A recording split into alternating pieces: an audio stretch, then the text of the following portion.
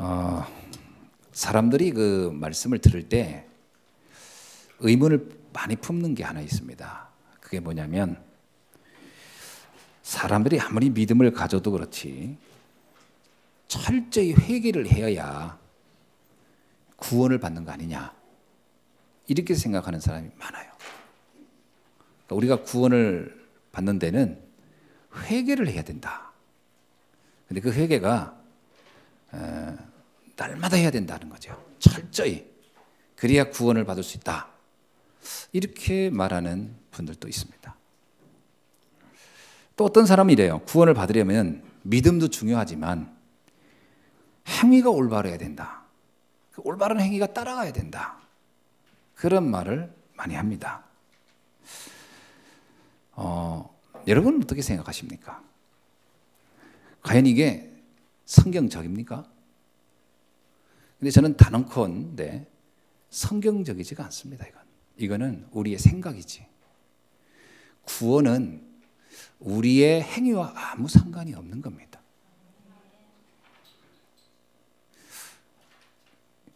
이거는 창세기 3장 사건, 다시 말하면 왜 인간이 저주를 받게 되었는지를 몰라서 하는 얘기예요. 우리가 저주를 받게 된 원인은 우리의 잘못이나 실수나 우리의 인격 때문에 된 게 아닙니다. 인간이 저주를 받게 된 모든 근원을 들어가 보면 사단에게 속아서 하나님을 떠난 사건 때문에 이루어진 일입니다. 이것을 사람들이 잘 몰라요. 그래서 사실은요, 인간이 행위로 구원을 받을 것이라고 하는 것 자체가 인본주의의 결정판입니다. 그건 인간이 생각해낸 거예요. 그럴 것이라는 거예요. 그건 우리 생각이지 하나님은 한 번도 너희가 행실을 바라야 내가 너를 구원한다 라고 한 적이 없어요. 근데 이게 너무 오랫동안 듣고 각인되다 보니까 그래야 될 거라고 생각을 하고 있어요. 그렇지 않으면 구원 못 받았나 보다. 이런 식으로 생각을 합니다. 이사야 64장 6절에 뭐라고 나오냐면 인간의 의는 더러운 옷과 같다. 그러니까 인간의 의라는 것이 참 보잘것없다는 거예요. 어느 정도 보잘것없냐? 옷에 비유했어요. 옷은 여러분 이것도 이제 제가 이제 깨끗하지 않습니까? 지금 깨끗하죠? 네, 깨끗합니다. 왜냐하면 이게 빠른 거니까. 근데 제가 이걸 입고서 한 3, 4일 지내보세요. 깨끗한가? 빨아야 돼요, 또. 그러니까 인간의 의라는 것은 이게 빠른 옷과 같다는 거예요. 잠깐 옷이 깨끗해지면 좀 있으면 또 더러워지고, 또 더러워지고. 늘 초지일관 의로운 자가 지구상에 존재하겠냐? 없습니다. 에레미야서 17장 9절에 뭐라고 했냐면 만물보다 거짓되고 심히 부패한 것은 마음이라. 여러분 우리 내 마음 나도 몰라요. 내 마음 나도 몰라. 물론 마음은 내 마음인데 나도 몰라. 왜 변덕스러운지 나도 몰라. 그런 마음을 가지고 어떻게 내가 의로워질 수 있겠어요? 그 심히 부패한 게 사람의 마음이라는 거예요. 로마서 3장 23절에 뭐라고 나냐? 모든 사람이 죄를 범하였음에 하나님의 영광에 이르지 못하는. 그러니까 모든 사람, 그러니까 사람 중에 사람이 가지고 있는 수준과 능력 가지고 하나님에게 갈 수 있는, 의로워질 수 있는, 천국에 갈 수 있는 사람은 아무도 없다. 그러면요, 만약에 인간의 수준만 가지고 구원받으라고 해놓으면 지구상에 구원받을 수 있는 인간은 한 명도 없다는 거예요. 그러면 이 법을 정했다 합시다. 하나님이 만약에 너희들은 의롭게 행동해서 구원받으라고 법을 정했다 합시다. 이 법은 축복이겠어요? 저주겠어요? 그건 저주입니다. 아무도 지킬 수 없는 거를 갖다가 놓고 이걸 하라고 그러면 저주지요. 여러분 보고 무리를 걸어서 태평양을 갈 수 있으면 구원받는다 해보세요. 그건 저주예요. 그건 어떻게 무리를 걷습니까 우리가? 그러니까 이게 법이라는 게요, 좋은 것이지만 그것이 이룰 수 있는 그것을 완성시킬 수 있고 그것에 도착할 수 있느냐, 그것을 완전히 지킬 수 있느냐, 이런 식으로 규정을 해놓고 나서 보면 그것은 굉장히 위험합니다. 그래서 성경이 뭐라 합니까? 율법을 지키는 자는 저주 아래 있다, 그렇게 나온 거예요. 그 말이 그런 뜻입니다. 우리는 언제 어떤 상태에서 구원을 받았죠? 한번 오늘 본문을 봅시다. 우리가 어떤 상태에 있을 때 구원을 받았나요? 6절 한번 봅시다. 6절 시작. 우리가 아직 연약할 때, 그렇습니다. 우리가 연약할 때 구원받았어요. 또 그 다음에요. 기약대로 그리스도께서 시작. 경건하지 않는 자를 위하여, 우리가 경건하지 않을 때, 우리는 연약할 때예요.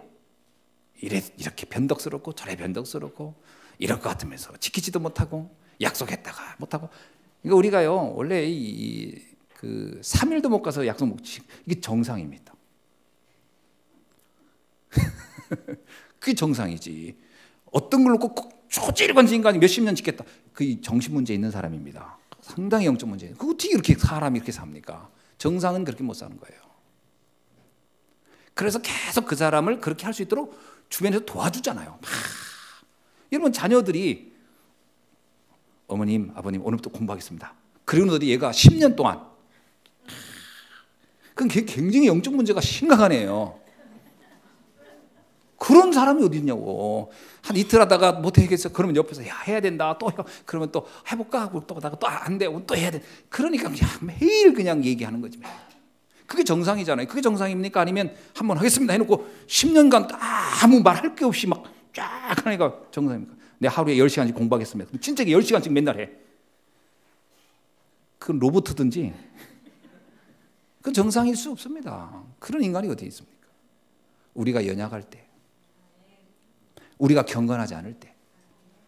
그 다음에 뭐예요? 8절. 자, 시작. 우리가 아직 죄인 되었을 때. 그렇습니다.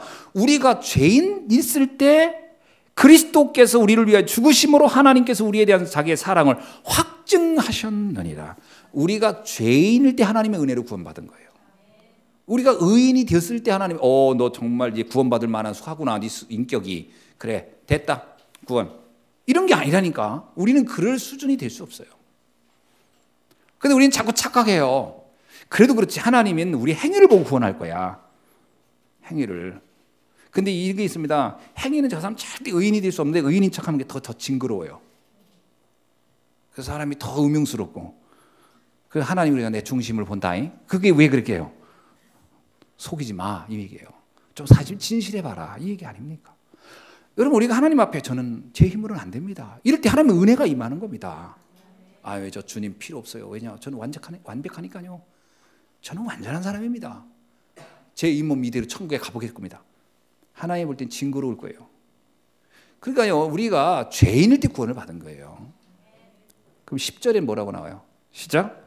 곧 우리가 원수 되었을 때요. 우리가 하나님과 원수 되었을 때요. 하나님과 내가 형제가 되거나 무슨 하나님 자녀가 되어서 구원받는 게 아니고 원수가 되어 있었어요. 나는 하나님과. 나는 하나님과 아무 상관없었어요. 하나님의 뜻과 무관하게 살았어요. 하나님을 안다고도 안 했고 하나님을 어떤 데 저주도 했어요. 그런 나였다는 거죠.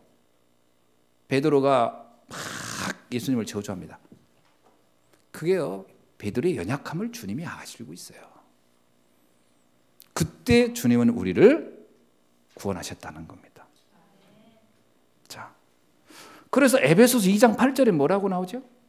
너희가 그 은혜를 인하여 믿음으로 말미암아 구원을 얻었나니, 그 은혜로 인하여 믿음으로 구원을 얻었나니 이것이 너희에게서 난 것이 아니오 하나님의 선물이라. 이게 우리 구원은 우리가 어떤 노력을 했더니 됐다 아닙니다. 하나님의 선물로 주어진 거예요. 근데 오늘날에요, 올바르게 살아야 돼, 회개해야 돼, 날마다 막 그렇게 얘기해가지고 사람들의 마음을 막 그래야 되는 것처럼 막 수많은 사람을 현동시켜 놓고 그렇게 해서 믿음 생활이 되는 것처럼 착각하게 만드는 사람이 얼마나 많은지 몰라요. 근데 그게 굉장히 그게 설득력이 있습니다. 그게 수많은 사람이 거기에 쫓아갑니다. 그러면서 뭐냐면 내가 아직 안 됐으니까 더 될 거야, 해볼 거야, 자꾸 그렇게 하거든요. 안 됩니다. 하나님의 은혜로 되는 거예요. 그래서 하나님의 은혜, 하나님의 사랑으로 우리는 구원을 받는 거거든요. 자, 그래서 우리가 하나님의 은혜와 하나님의 일방적인 은혜로 받는, 구원으로 받는 그 축복이 뭐냐? 1절에 보세요. 그러므로 우리가 믿음으로 의롭다 하심을 받았다. 아멘. 두 번째, 우리 주 예수 그리스도로 말미암아 하나님과 화평이 이루어졌다. 우리가요, 내가 뭘 잘해서 하나님과 화평이 된 게 아니에요. 하나님과 이게 만남이 된 게 아니고 그리스도 때문에 된 거예요. 하나님의 은혜로 의롭게 된 거예요. 이거 굉장히 중요한 거거든요. 근데 이게요, 이 근본적인 이 구원론이 얼마나 많이 왜곡되어 있는지 몰라요.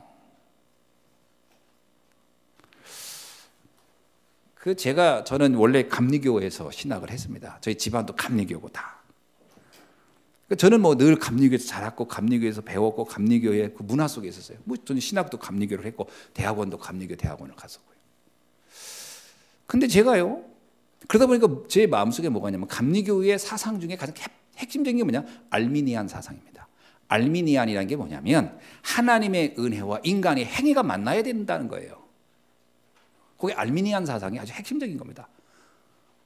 그것을 웨슬레라고 하는 요한 웨슬레 목사님이 그 사상을 갖다가 본인의 전도운동에 사용한 거거든요.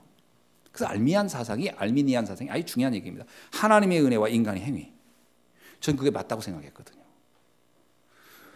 그러니까 내가요, 하나님의 은혜를 체험하려고 내가 뭔가 계속 몸부림쳐야 돼요. 뭔가 내가 막 올바라야 되고, 뭔가 선행을 해야 되고, 뭔가 뭐 거기에 도달해야 돼요. 근데 안 되는 거예요. 내가 거기에 노차가 안 돼. 그럼 안 돼. 은혜도 안 돼. 그러니까 뭐냐면 계속 자책감에 둘져 있어요. 나가 안 되는 거야. 난 안 되는 인간이야. 가슴을 치면서 나는 안 되는 인간이야. 나 같은 인간이 죽어도 마땅해. 벌레만도 못한 인간이 막. 옛날 우리 할머니들 그러잖아요. 부지깽이만도 못하고.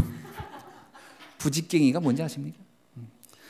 아궁이에다가 이렇게 그 지푸라기 뗄 때 지푸라기를 이렇게 손으로 집어넣으면 이렇게 뜨거우니까 나무 하나 가지고 이렇게 탁탁 이렇게 해서 집어넣고 그걸 부지깽이라고 해요. 부지깽이는 늘 불타 있잖아요. 정말 쓸모없는 나무 갖다가 합니다. 이렇게. 나 같은 부지깽이 같은 년이 그러면서 뭐 굉장히 겸손한 모습이지만 그게 뭘 전제하는 거냐면 겸손이라고 하는 표현도 있지만 또 하나는 내가 하나님의 은혜에 도달하지 못하는 것에 대한 자책감이거든요. 저는 늘 그 생각을 했어요. 그러니까 뭐가냐면 구원의 확신이 절대로 생길 수가 없어요. 구원의 확신 절대 안 생겨요. 안 생기는 게 정상이에요. 그 생기면 교만이야. 교만한 거지. 너가 네 행위를 봐라. 구원의 확신 어떻게 갖냐 네가. 감히 욕도 하고 죄도 짓고 막 미워도 하고 증오도 하고 원망하는 네가 어떻게 구원을 받냐 말이야 네가. 그러니까 날마다 주여 나는 죽습니다. 그러니까 그냥 막 부흥회 때만 되면 가슴 치며 회개하는 게 매일 행사예요. 연례 행사. 그러면 전부 여의지옵소서 손 들고 옵니다. 그리고 눈물도 안 흘릴 수가 없어요. 흘려야 이제 용서가 될 것 같아요. 하나님도 나 눈물 보셨지요. 그러면서 구원의 확신이 안 돼요. 안 돼. 사순절 되면 왠지 모르게 막 금식하고 뭔가 해야 될 것 같고 구원의 확신이 안 와. 어느 날 말씀을 보는데 내가 속았구나 이 생각이 드는 거예요. 아니 내 행위가 의로 이 더러운 옷에 불과한 건데 우리 행위를 가지고는 주님이 넌 천국에 절대 갈 수 없다고 하는데 왜 나는 내 행위에 내가 너무 집착했을까? 생각이 확 바뀌어 버렸어요. 그렇구나. 하나님의 은혜로 되는 거구나. 그래서 그리스도가 온 거구나. 내 힘으로 안 되니까. 왜 내가 이걸 몰랐지? 충격이었어요. 충격 저한테. 많은 사람들이 지금 이것에 착각하고 신앙생활을 하고 있어요. 자, 왜 우리가 의롭다함을 얻을 수 있느냐? 하나님의 은혜요 믿음으로. 우리가 환난을 당해도 우리가 왜 즐거워합니까? 우리가 환난을 당해도 3절에 뭐라고 하죠? 우리에게 소망이 있대요.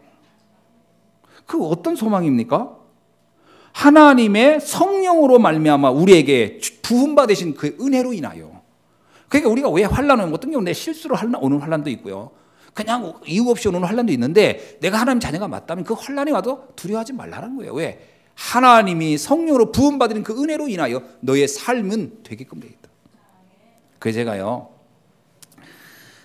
제일 제가 좋아하는 성구가 로마서 8장 28절이에요. 그래서 왜냐하면 하나님을 사랑하는 자, 그 뜻대로 부르심을 입은 자.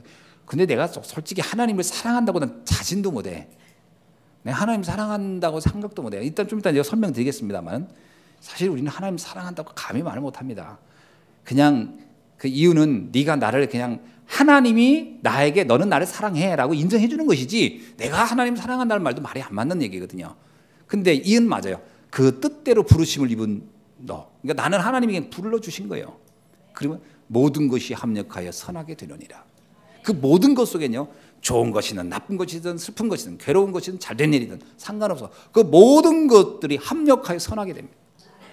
지금 여러분에게 일어난 모든 일들은 하나님께서 선하게 만드실 줄로 믿습니다. 왜냐? 우리가 뭘 잘했기 때문이 아니라 하나님의 은혜로 그렇게 돼요. 기다려보시기 바랍니다.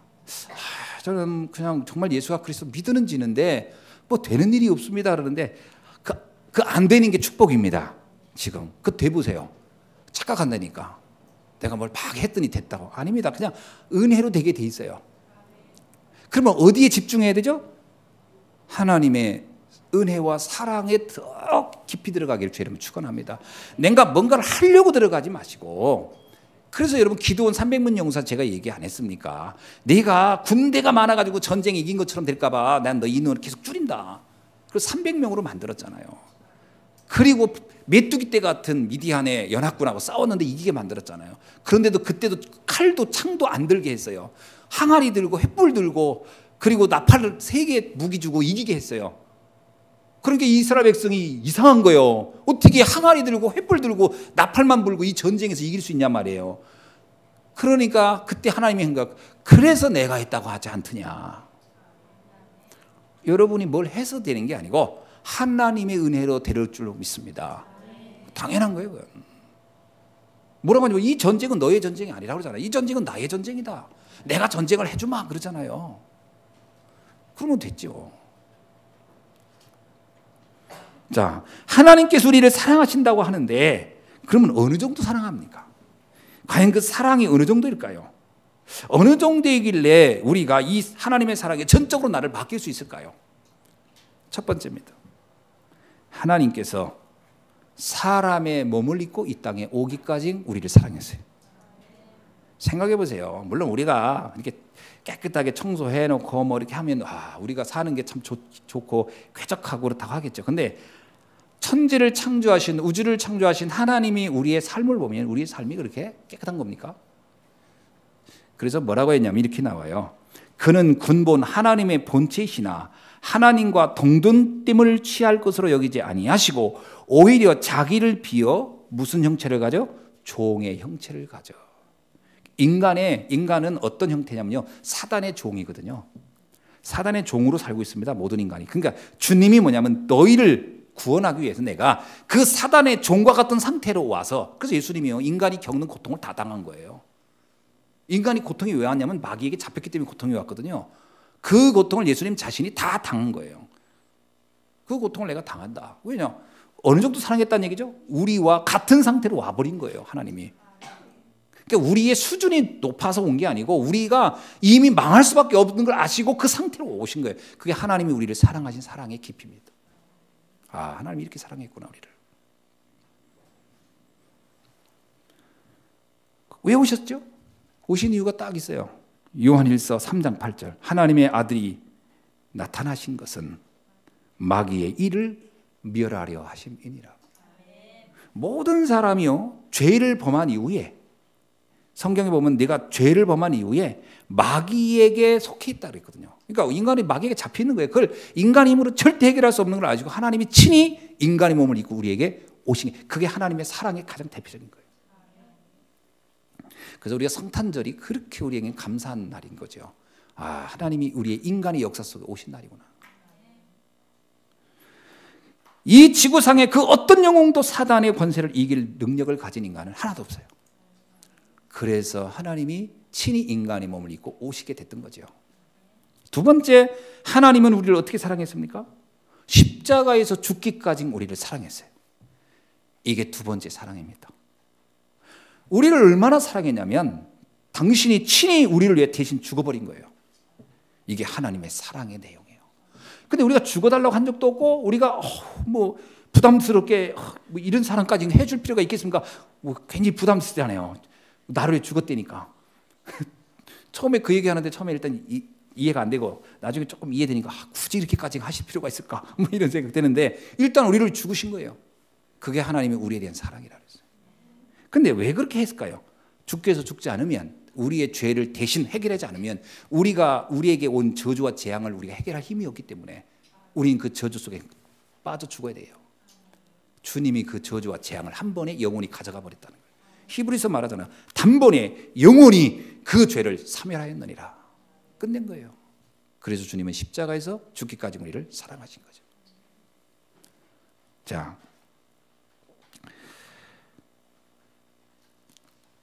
마가복음 10장 45절에서 이런 얘기합니다. 인자가 온 것은 섬김을 받으려 함이 아니요 도리어 섬기려 하고 자기 목숨을 많은 사람의 대속물로 주려 함이니라. 그래서 우리가 주님을 이렇게 섬긴다라고 하는 개념이 신학적으로 말하면 별로 맞지 않는 말입니다. 우리가 어떻게 섬깁니까? 그리스도를. 어떤 면에서. 그래서 뭐라고 하냐면 너희들끼리 섬기라 그랬어요. 너희들끼리. 나를 섬기지 말고. 예수님이 십자가 지고 갈 때 막 여자들이 와서 웁니다. 뭐냐면 너희가 나를 위해 울 게 없다. 그렇죠. 아예 일개 피조물이 창조주를 놓고 울 이유가 없습니다. 창조주신 하나님이 뭐냐면 내가 너희들의 울음을 받을 그런 대상이 아니라는 거예요. 나는 어차피 너희를 구원하려고 왔고 이건 이미 나의 계획 속에 있었던 거예요. 뭐라고요? 너는 너와 너의 자녀들을 위해서 울라. 울음의 대상을 바꾸라는 거예요. 사실 우리가 하나님을 사랑한다는 말이 참 말이 안 맞는 얘기죠. 한번 봅시다. 요한일서 4장 9절에서 10절. 자, 보세요. 하나님의 사랑이 우리에게 이렇게 나타난 바 되었으니 하나님이 자기의 독생자를 세상에 보내심은 저로 말미암아 우리를 살리려 하심이니라. 우리를 살리려고 그리스도가 오셨죠. 사랑은 여기 있으니 우리가 하나님을 사랑한 것이 아니요. 그렇습니다. 우리가 하나님을 사랑했기 때문에 하나님 우리를 사랑한 게 아니에요. 하나님의 사랑은 조건부적인 게 아니었어요. 네가 나를 사랑하니까 난 너를 사랑해. 네가 의로우니까 나도 너를 구원해. 이게 아니에요. 우리는 하나님을 애당초 사랑한 적이 없어요. 뭐라고 합니까? 너는 우리가 하나님을 사랑한 것이 아니요 하나님이 우리를 사랑하사 우리 죄를 속하기 위하여 화목제물로 그 아들을 보내셨음이니라. 이게 하나님의 사랑이에요. 그래서 이 사순절을 생각하면서 고난주간을 지내면서요 정말 하나님의 그 은혜가 감사하죠.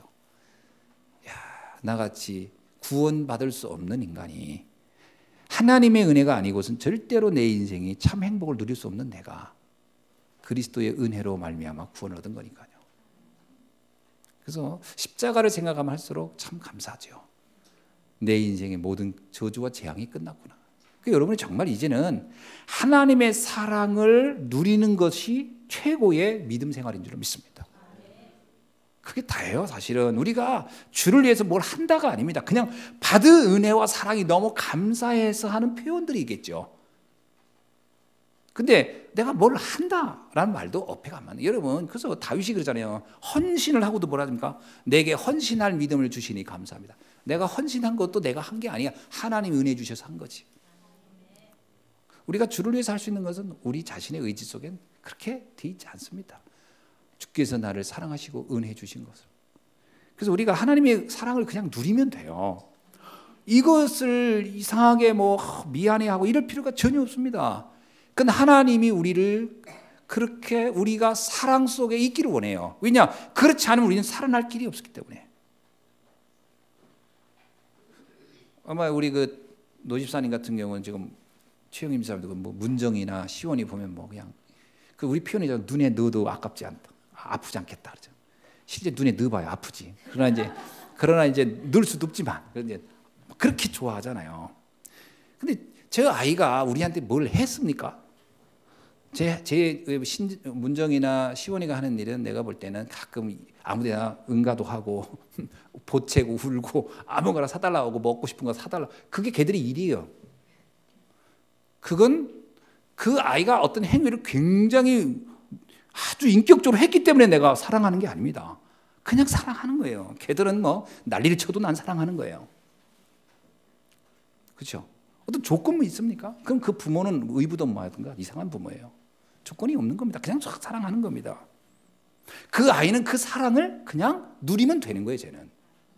그래서 제가 매일 그 사랑을 눈치 본다. 부모 비율을 맞춰야 되고. 쟤는 굉장히 불행한 애가 되겠죠. 하나님은 우리가 하나님의 눈치를 보기를 원치 않아요. 하나님의 사랑을 누리기를 원하지. 누리셔야 됩니다. 이런 걸 이해 못하니까 자꾸 뭔가를 해야 된다고 생각해요. 착하게 살아, 바르게 살아. 그거는 사실 어떤 면에서 하나님 눈치 보는 거거든요. 내 친구 목사님은 뭐냐면 하나님한테 저주받을까 봐 신앙생활 무섭다는 거예요. 이야, 그게 진짜 하나님이 볼 때는 가슴 터질 일입니다. 만약에 문정이가 시원이가 아버지가 나를 버릴까 봐 늘 무서워서 난 부모 말을 듣는다. 그 부모 입장 가슴 터질 일이죠. 사실은 이 사랑이라는 것이 하나님이 우리를 사랑하는 것이 우리가 하나님 사랑한다는 것이 쉽지 않은 겁니다. 그래서 내가 그런 얘기 안 했습니까? 아이들은 5살, 6살까지는요 부모에게 할 효도를 다 한 거예요. 그 이상의 효도를 기대도 하지 말아야 돼요. 쟤들은 태어나서 놀아주고 웃어주고 내 젖 먹고 그거로 우리에게 줄 사랑을 다 준 거예요. 사랑 다 받았잖아요. 평생의 사랑을 다 안 받았습니까? 그 아이들은 그냥 태어난 거로 우리는 사랑을 다 준 거예요. 그 부모는 그냥 사랑하는 겁니다. 그냥 일방적으로 하는 거예요, 계속. 어떤 속 터질 때도 있지만 인간이니까, 우리는 신이 아니니까. 근데 하나님은 어떠시냐? 끝까지 영원히 사랑하신다는 거예요. 세 번째 사랑이 그겁니다. 하나님의 세 번째 사랑이 뭐냐? 하나님은 우리를 영원히 우리와 함께 하시기까지 사랑하신다. 이게 하나님의 사랑의 내용이에요. 요한복음 13장 1절 봅시다. 6월절에 예수께서 자기가 세상을 떠나 아버지께로 돌아가실 때가 이른 줄을 아시고 세상에 있는 자기 사람들을 사랑하시되 끝까지 사랑하시느니라. 하나님은 우리를 사랑하는데 끝까지 사랑해요. 인간은 이렇게 까지 못해요, 사실은. 어느 날 이제 자녀들도 가슴 떠나고 이렇게 하면 뭐 애틋한 마음은 있지만 뭐 그런 사랑이 그 다 이렇게 어느 시간 지금 그 다 이렇게 잊혀지는 거 사랑이죠. 그러나 하나님은 끝까지. 뭐라고 했냐면 요한복음 14장 3절에서는요. 가서 너희를 위하여 처소를 예비하면 내가 다시 와서 너희를 내게로 영접하여 나 있는 곳에 너희도 있게 하리라. 주님은 승천하는 목적도 우리를 위하여요. 우리가 갈 곳을 예비하기 위해서. 마태복음 28장 20절에서 뭐라고 합니까? 내가 세상 끝날까지 너희와 항상 함께 있으리라 하시니라. 그러면서 요한복음 14장 16절에서 이렇게 얘기합니다. 내가 아버지께 구하였으니 그가 또 다른 보혜사를 너희에게 주사 영원토록 너희와 함께 있게 하시리라. 성령을 왜 왔냐? 성령께서 우리와 영원히 나와 함께 하려고 오신 거예요. 그러니까 하나님은 우리를 어떻게 사랑하냐면 영원히 사랑하는 거예요. 그러니까 하나님 사랑이 이랬다 저랬다 변덕스럽지 않습니다. 언제는 사랑했다 언제는 안 사랑했다 그게 걱정할 게 없다니까요. 하나님의 사랑은 영원한 거예요. 베드로가 예수님을 배신하고 갔죠. 그럼 예수님의 사랑이 변질된 겁니까? 아니에요. 예수님의 사랑은 영원히 동일한 거예요. 베드로에게 또 가슴 붙잖아요. 베드로가 네가 나를 사랑하느냐? 근데 그 얘기는 뭐예요? 내가 너를 사랑한다 이 말이잖아요. 내가 너를 사랑한다. 이 영원한 사랑을 받은 여러분, 이 사랑이 정말 여러분 믿어지십니까? 그분이 우리의 가장 낮은 곳까지 오셨고 우리를 죽기까지 우리를 위하여 죽기까지 우리를 위하여 십자가에서 죽으시고 그리고 보혜사 성령을 보내시고 영원까지 함께 하신다는 그 사랑이 믿어지십니까? 그럼 아무것도 염려할 게 없죠. 그분이 나와 함께 하시니까. 왜 우리가 우울하고 우리가 왜 늘 답답하고 우리가 뭔가 울적합니까? 나는 혼자인 것 같다. 왜 그렇습니까? 아니에요. 혼자가 아닙니다. 절대로. 하나님이 함께 하십니다. 그게 최고의 은혜 아닙니까? 그걸 다른 말로 임마누엘이라 하는 거예요. 그걸 하나님 나와 함께를 믿어라. 누리라. 어떻게 함께합니까? 무서운 하나님이 아니에요. 자기의 목숨을 바치기까지 사랑하는 하나님으로. 로마서 8장에 뭐라고 얘기합니까? 로마서 8장에는요. 이 사랑에서 끊을 자가 이 지상에 아무것도 없다. 자, 한번 보십시다. 로마서 8장 8절에서 8장 38절 39절 내가 확신하노니 사망이나 생명이나 사망도 우리를 하나님 사랑에서 못 끊는다고 해요. 사망, 죽음도 생명이나 천사자들이나 권세자들이나 현재일이나 장래일이나 능력이나 높음이나 깊음이나 다른 어떤 피조물이라도 우리를 우리 주 그리스도 예수 안에 있는 하나님의 사랑에서 뭐 할 수 없다? 끊을 수가 없으리라. 아멘. 이게 구원받은 하나님의 자녀의 특권이요 축복인 줄로 믿으시기 바랍니다. 이 사랑을 받은 여러분. 그럼 왜 하나님은 이렇게 우리를 사랑할까요? 왜 하나님은 우리를 이렇게 이토록 영원히 이토록 자신의 생명을 바쳐까지 우리를 사랑하는 이유는 무엇일까요? 그게 성경에 이렇게 나옵니다. 창세기 1장 27절 28절에 하나님의 형상대로 우리를 하나님이 창조했다는 거예요. 하나님의 형상이란 말은요. 하나님의 형상이란 말은 우리를 영적 존재로, 그리고 왜 지구상에 우리를 만드셨을까요? 이 지구를 다스리고 통치하고 관리하는 하나님의 대임받은, 위임받은 사람으로 우리를 보내신 거예요. 그래서 하나님은 우리에게 이 지구상의 모든 것을 어떻게 하라고요? 생육하고 번성하고 땅에 충만하고 땅을 정복하고 모든 생물을 다스리는 축복을 우리에게 주신 겁니다. 내가 우스갯소리로 개들이 사람들한테 너무 잘한다더라고. 그래서 나는 이제 그런 그 반려동물을 안 키워봐서 모르겠어요. 어떤 경우는 막 개가 어떻게 그 애기도 핀다고 그러고, 어떤 경우는 고양이도 그런다더라고. 거기까지입니다. 근데 그 녀석들은 그걸 위해 태어난 거예요. 그렇게 하다 가면 되는 거예요. 그러다니 배고프면 우리가 또 잡아먹어도 개들은 상관없는 거예요. 왜냐? 그 하나님이 그 모든 생물을 창조할 때는 누구를 위해요? 인간을 위하여. 인간을 위해서. 그거 좀 잔인하지 않냐? 그거는 이제 그 생물을 좋아하는 사람이나 이런 사람들 그렇지만 우리는 뭐 그렇게 생각 안 합니다. 하나님이 다 우리를 위하여 준 거예요. 다 하나님이 우리를 위해 준 거예요. 다 우리를 위해서. 그렇죠? 닭은 열심히 알라가지고 우리 먹이고 뭐 이렇게 하잖아요. 그러다 나중에 통닭이 되어 가는 것이 그게 본래 모든 창조의 목적을 이루고 가는 거예요. 그래서 닭을 그렇게 잘 먹어줘야 닭은 그 본래 창조의 목적을 이루고 가는 것이지, 우리가 닭도 막 버리고 땅에 묻어버리고 막 이러잖아요. 막 거기다 이렇게 제사 지내주고 막 이러잖아요. 닭을 모독하는 거예요. 동물을 막 이렇게 숭배하고 이러잖아요. 그 동물의 창조의 질서를 위배하는 거예요. 그 동물을 모독하는 행위예요. 소는 어떻게 해야 돼요? 잘 키워서 잡아먹어야 되는 거예요.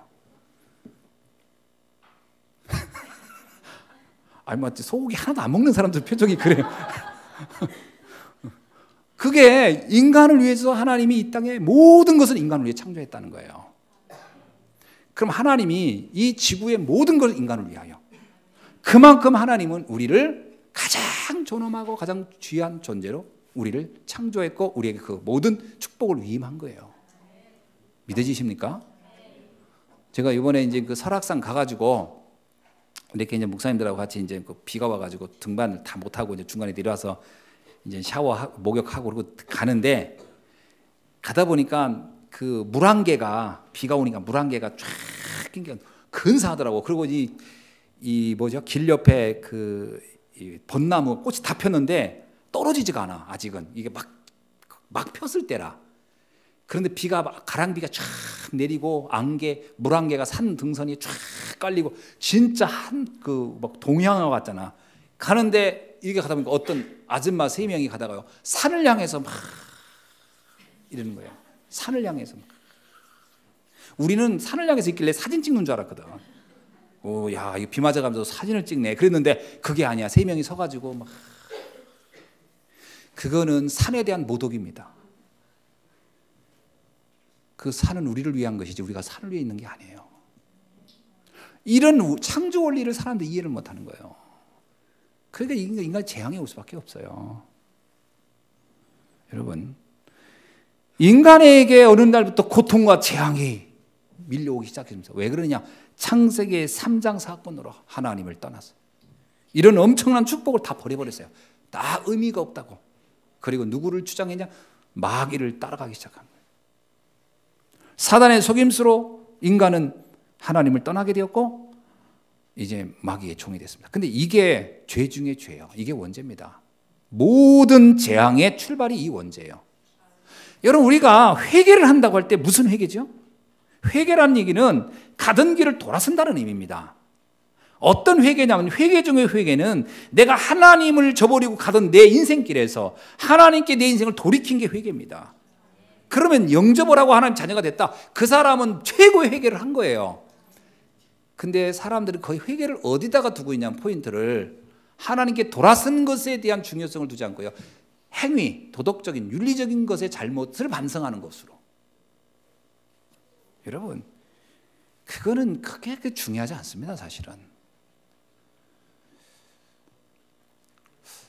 이게 그런 거에다가 자꾸 포인트를 두다 보니까 정말 중요한 내 인생의 저주와 재앙이 내가 윤리적으로 도덕적으로 좀 부족한 것 때문에 재앙이 온 게 아니라니까요. 정말 재앙은 하나님을 저버리고 하나님을 모르고 하나님을 부정하는 데고, 그리고 우상을 숭배하는 데서 온 것이 내 인생의 모든 저주와 재앙의 출발이었어요. 우리 인생의 저주였고, 사람들은 이걸 잘 몰라요. 에베소서 2장 1절에 그때 너희는 허물과 죄로 죽었었다. 그게 죽은 겁니다. 예수님께서, 하나님이 이러잖아요. 이 선악과를 먹는 날은 네가 정령 죽으리라. 그 죽음이라는 것은 육적인 죽음을 말한 게 아니고 영적 죽음이었어요. 그 영적이 죽었음으로 인해서 너는 이제 나와 상관이 없는 자가 돼요. 그러면 안 된다는 거거든요. 인간이 그걸 저버리고 버려. 그러니까 어떻게 됩니까? 요한일서 3장 8절에 뭐라고 합니까? 죄를 짓는 자마다 마귀에게 속하나니 마귀는 처음부터 범죄함이라. 마귀는 처음부터 우리를 잡으려고, 우리를 자기의 손아귀에 잡으려고 우리에게 하나님 떠나는 원죄를 저지르게 만드는 거예요. 인간이 회개해야 할 가장 큰 죄는 원죄입니다. 이 죄에 관한 개념이 이해가 안 돼 있어요. 많은 성도님들을 만나보면 제가 원죄를 심각하게 보는 사람이 별로 없더라고요. 하나같이 자범죄에 대해서만 심각하게 얘기해요. 술 먹어가지고요, 담배 펴서요. 제가 이번에도 그 같이 목사님들하고 이렇게 하다가 어느 식당에 갔는데 그 식당 이름이 좀 이렇게 인상적이더라고요. 근데 그 식당 그 여사장이 이제 사람이 별로 없어요. 우리가 간 시간대가 이렇게 안 맞아가지고, 그러니까 손님들이 없는 때, 아주 음식은 잘하는 집이라고 했는데 가서 우리가 이제 이렇게 대접을 받고 그러는데 이분이 그런 거예요. 우리가 신앙생활 하십니까? 그랬더니 제가 죄가 많아서요. 죄가 많아서 신앙생활 못한대요. 그러니까 우리가 그래서 그 죄 때문에 해야 되는 겁니다. 그 죄가 많으니까 해야지. 죄가 없으면 신앙생활 뭐하러 해요? 안 하지. 우리도 죄가 있어가지고 하는 거예요. 그랬더니 이분이 깜짝 놀라는 거예요. 저는요. 근데 여자분인데 전 담배도 피고 막 그러는 거예요. 상관없어요. 그거. 피세요. 하루에 10가지로 펴도 돼요. 일찍 죽어서 그렇지. 그 천국 가면 돼요. 예수 믿고 막 얘기하니까 이분이 막 이상하다는 거, 우리 보고 막 왜 이렇게 얘기하세요? 그러더라고. 어느 목사님은 담배 다 끊고 교회 오라고 했다는 거야. 그래서 지금 그거 끊으려고 좀 안 끊어져가지고 못 가고 있다는 거야. 좀 몇 년째. 내가 그래서 담배 끊기 전에 죽으면 지옥 가요. 먼저 구원받고 하나님 자녀가 되시면 됩니다. 담배 왜 피세요? 내가 우리가 목사님들이 왜 담배 왜 피세요? 했더니 뭐 이렇게 막 얘기하더라고요. 했더니 답답해서 피지요? 했더니 어떻게 하셨냐? 뻔하잖아요. 그 연기를 이렇게 보면서 뭔가 이렇게 막 해결될 것 같고 막 그런 거 아닙니까? 그랬대. 주께서 이미 다 해결했기 때문에 펴도 별 재미가 없을 거라고. 그러면 점점 줄어들 거라고. 우리가 그 얘기했어요. 나중에는 펴도 별로 맛도 안 나고 그러면 그때 끊으면 되는 겁니다. 그랬더니 그날이 올까요? 더라고. 일단 예수부터 믿고 담배 끊는 건 그 다음. 그건 중요한 게 아니다 그랬어요. 이번 주부터 가봐야 되겠다 하더라고요. 문제는 그 목사님이 또 안 끊었냐? 그러면 이제 문제지. 또 끊고 가라 그러면 이분 또 다시 못 가는 거지. 근데 이제 우리는 가보라 그랬어요. 일단 가라. 그러니까 옆에 있던 우리 목사님 한 분이 재미난 얘기죠. 헌금 일단 많이 해보세요. 그럼 목사님이 그 말은 차마 못할 겁니다. 그러니까 이게 전부 다 틀리게 알고 있는 거예요. 신앙생활을. 사람들이 정말 회개할 게 뭡니까? 회개할 게.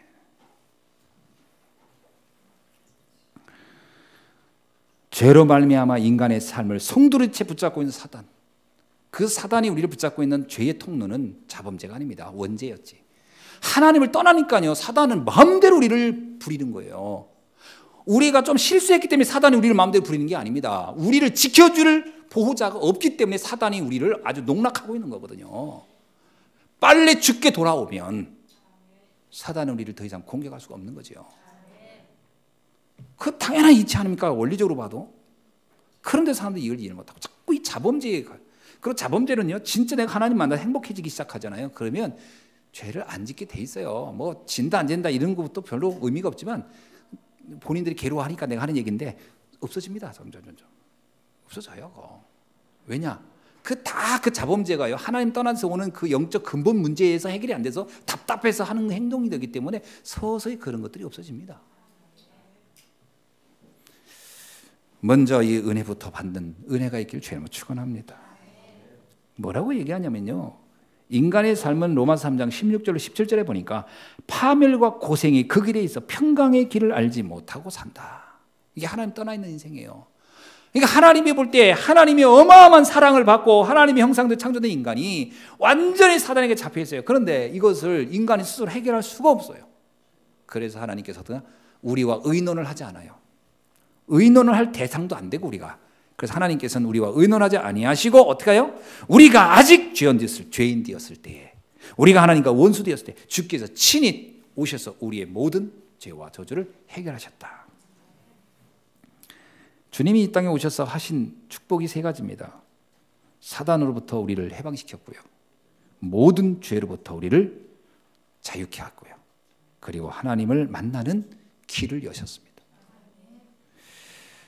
이 사실을 우리가 믿고 예수를 그리스도로 내 마음의 구주로 영접하면 우리의 인생의 모든 축복은 그때부터 시작이 됩니다.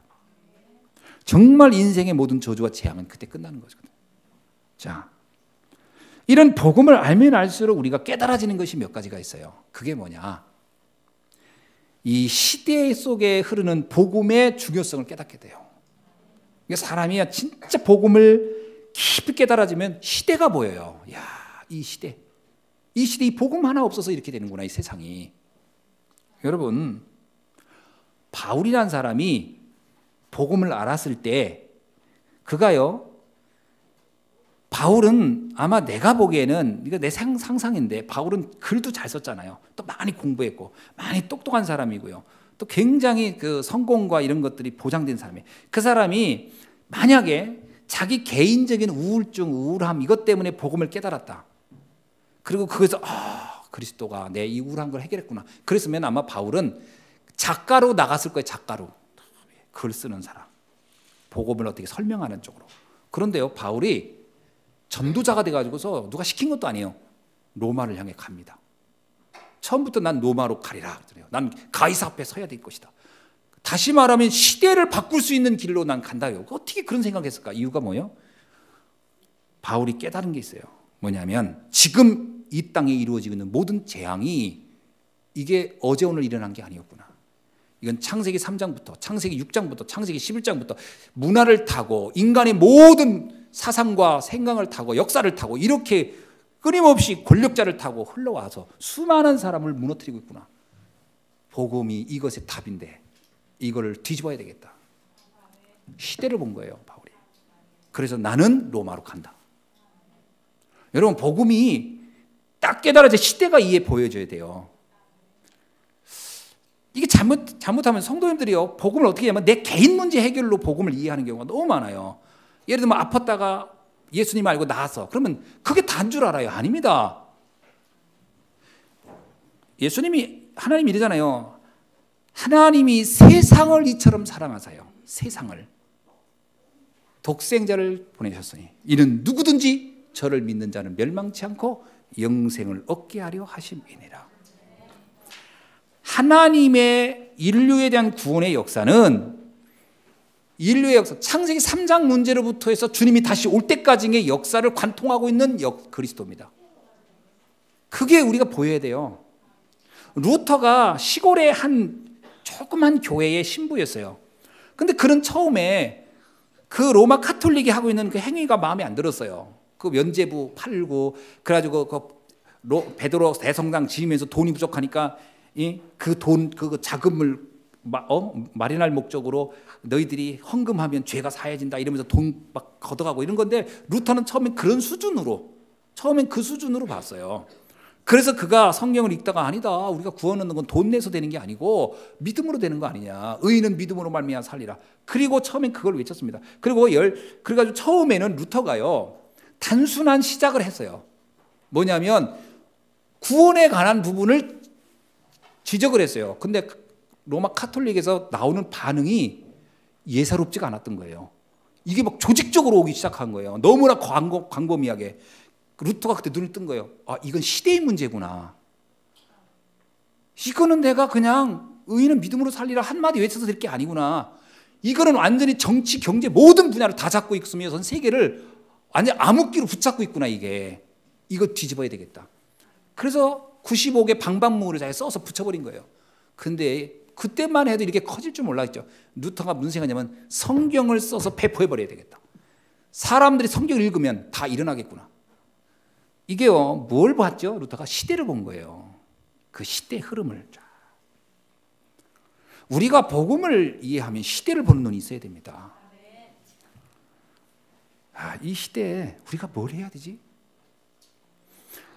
예수 믿고 구원받는 거, 그것도 물론 중요한 일입니다. 근데 예수님이 제자들에게 무슨 얘기를 합니까? 예수님이 메시지를 한 것 중 가만히 보세요. 이제 멀지 않아 말세가 올 것이다. 환란이 올 것이다. 핍박이 올 것이다. 그날을 대비하라. 이런 얘기를 왜 했을까요?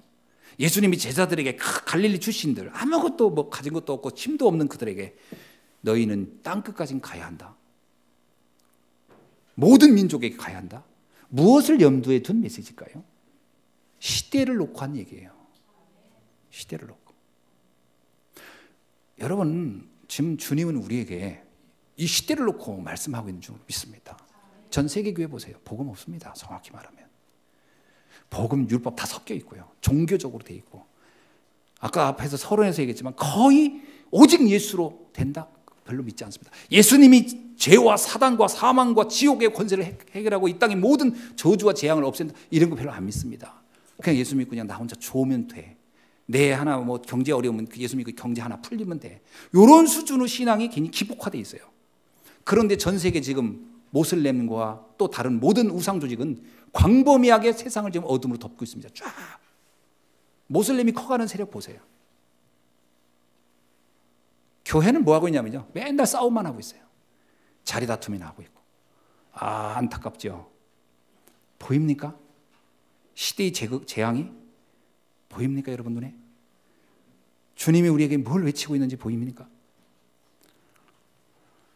이게 이제 보여야 돼요. 이 복음의 절대적인 가치와 능력을 알면 시대를 관통하고 있는 하나님의 계획이 보여야 돼요.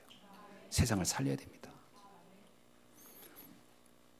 이게 녹음돼가지고 내가 얘기할까 말까, 얘기하면 안 되겠다. 오전 일부에서는 했었는데 넘어가겠습니다. 아주 충격적인 이야기. 그러면서 지저분한 이야기. 지금요, 이 동성연애 이런 거, 이게 문화를 타고 계속 세상을 향해 지금 번져오고 있어요. 말도 못해요. 이거를 이제 교회도요, 동성연애가 다 받아들이는 쪽입니다. 이렇게 수용하는 쪽이고요. 이게 군대도 이제 동성연애 인정한다고 이런 얘기도 있고. 이게 문화가 되어가면요, 아무도 감당 못해요. 막아야 할 거 아닙니까? 뭐로 막습니까? 정의와 진리로요? 우리가 무슨 정의와 진리의 복음을 외쳐서 그게 됩니까? 복음 전해야 돼요. 우리 보고 그거 하라는 거예요. 세상에 빛이 되어서 산 위에서 빛을 외치라는 거예요. 그 얘기 주님이 하지 않습니까? 너희는 산에 올라가서 빛을 비춰라. 세상을 향하여. 시대에 대한 눈을 뜨고 보면요, 우리가 할 일이 너무 많아요. 그래서 그리스도의 절대적 필요성을 한번 잘 보세요. 그래서 내가 우리 성도님들 자꾸 해외도 자꾸 나가자고 하는 것도요, 너무 이 우물 하나에서 우리만 보다 보면 이 복음의 어떤 능력, 역사, 엄청난 힘 잘 못 보거든요. 그래서 자꾸 가서 좀 보게 하고 현장도 보게 하고 그러려고 하는 것도 있고요. 좀 교회가요, 우리 교회가 지금 할 일이 참 많습니다. 앞으로 여러 가지 좀 생각한 게 참 많이 있어요. 이런 일들 하려면 교회를 일단 좀 힘을 가지고 그 일들을 헤쳐나가야 될 줄 믿습니다. 그래서 정말 모델적 교회를 만들어내야 될 이유가 있어요. 뭐 그 아불상 이런 거 가보세요. 뭐 그 사람들이 정말 이런 틀린 어떤 이론을 가지고 세상을 좀 얼마나 광범하게 영적으로 힘을 주고 있는지 그거를 뒤집어야 됩니다. 지금 우리는 지금 너무 사소한 데 매여가지고 너무 많은 세월을 낭비하고 있어요. 세월을 낭비를 너무 많이 하고 있어요. 그러면 기도 제목이 바르게 잡히게 돼 있죠. 우리가 뭘 기도해야 됩니까? 보통 사람들은 흔히 문제가 오면 그 문제 해결을 놓고 기도합니다. 아닙니다. 정말 복음의 능력을 알면 문제보다는 그 문제 속에 하나님의 숨겨진 절대적 계획을 찾는 걸 놓고 기도할 수 있기를 바랍니다. 요셉은 형들과의 갈등의 문제에 별로 개의치 않았어요. 거기에 신경 안 썼어요. 더 큰 일이 있었어요. 애굽을 복음해야 되겠다는. 시대를 보고 애굽을 봤어요. 희한하게 요셉은 그걸 봤어요. 형들은 못 봤어요. 형들은 왜 우리는 사랑하지 않느냐, 왜 동생은 좋은 옷 입히고 우리는 옷 안 입히고 이런 것에만 관심이 있어서 형들 눈은. 그러나 요셉의 눈은 애굽을 봤어요. 우리가 신앙생활을 할 때 자꾸 걸려넘는다는 거죠. 이런저런 거 삐지고 갈등하고 뭐 시험 들고 그거는 뭘 못 봐서 그러냐면 더 큰 하나님의 계획을 못 봐서 그런 거예요. 그걸 보면 이런 건 정말 작은 일들 아닙니까?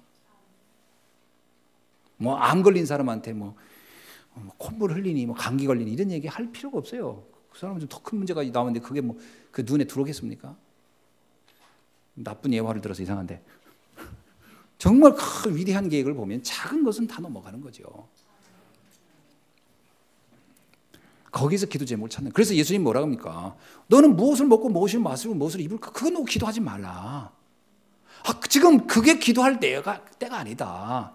예수님은 처음 메시지를 그렇게 한 거예요. 무엇을 먹고 마시고 입을까? 다 사람들은 그거 놓고 기도. 그건 이방인들, 시대가 어떻게 가는지, 절망, 재앙이 어떻게 오는지, 나라가 어떻게 망할지 전혀 관심 없는 사람들. 유대 땅은요, 조만간에 다 망했어요. 로마에 의해서. 근데 그거 관심 없어요. 오로지 자기들 권력 다툼이라고 자리 다툼만 하고 있었어요. 그 예수님 뭐라 합니까? 조만간에 이 예루살렘 다 무너질 것이다. 예수님 뭐냐? 그의 나라와 의를 놓고 기도하라. 이게 중요한 거다. 자연히 우리가 한 개인을 만나서 전도한다 이런 의미도 거기서부터 생각을 해봐야 됩니다. 정확한 이 비밀을 알도록 도와줘야 돼요. 신앙인들을 처음부터 눈을 떠줘야 돼요. 우리의 눈은 세계를 향하고 있어야지 자꾸 우리 요 수준에 머물러 있으면 안 돼요.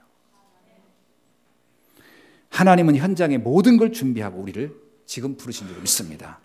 만남의 축복, 시스템, 지교회 다 준비되어 있어요. 현장에. 하나님이 세계복음화를 위해서 그 찾아가면 돼요. 여러분 그런 응답 받기를 주님 축원합니다. 반드시 절대적인 제자가 나와야 합니다. 어떤 제자가 나오느냐? 진짜 바울이 이렇게 세계복음화를 놓고 가다 보니까 로마서 16장에 나와 있는 인물들을 만나는 거예요. 어떤 사람인가? 생명 걸고 전도자를 돕겠다는 브리스가 아굴라 같은 부부. 온 교회에 도움을 주겠다 나는. 왜? 시대의 문화를 바꿔야 되니까. 그래서 거기 헌신하겠다고 나왔던 가이오 같은 사람. 그렇지 이건 누가 시켜야 되는 게 아니죠. 그런 이들이 현장에 있다는 거예요. 오늘 이 축복을 여러분이 누리시길 주님을 축원합니다. 말씀을 맺습니다. 복음 안에서 하나님의 사랑을 계속 누리다 보면 세 가지의 중요한 응답이 옵니다. 우리의 무능이 치유돼요. 전체를 보면 사실은요. 전체를 보면 정말 중요한 눈들이 열리고 판단할 게 다 달리 보입니다. 왜 무능하냐면요. 자꾸 작은 데 매여 있어서 무능하거든요. 영적 치유됩니다. 나를 넘어서게 되고 한계를 초월하게 됩니다. 교회 부흥 되게 돼 있죠. 이때부터 흑암이 무너집니다. 출애굽, 출 바벨론, 출 로마의 역사가 시작돼요. 무슨 얘기냐면 우리를 붙잡고 있던 흑암과 저주는 떠나가게 돼 있고요. 이때부터 이런 일을 하는 사람 한 명만 있어도 되고요. 이런 팀 한 팀만 있어도 세상은 바꿀 수 있는 줄로 믿습니다. 바울의 팀과 같은. 저는 오늘 우리 예수한교회에 여러분이 그런 시대의 응답의 주역이 될 거라고 확신합니다. 그 응답을 받으시는 여러분 되기를 주님의 이름으로 축원합니다. 기도하겠습니다. 하나님 감사합니다. 오늘 주신 말씀 붙잡고 우리가 정말 세상 살리는 주역이 되게 하옵소서. 예수 그리스도의 이름으로 기도하옵나이다. 아멘.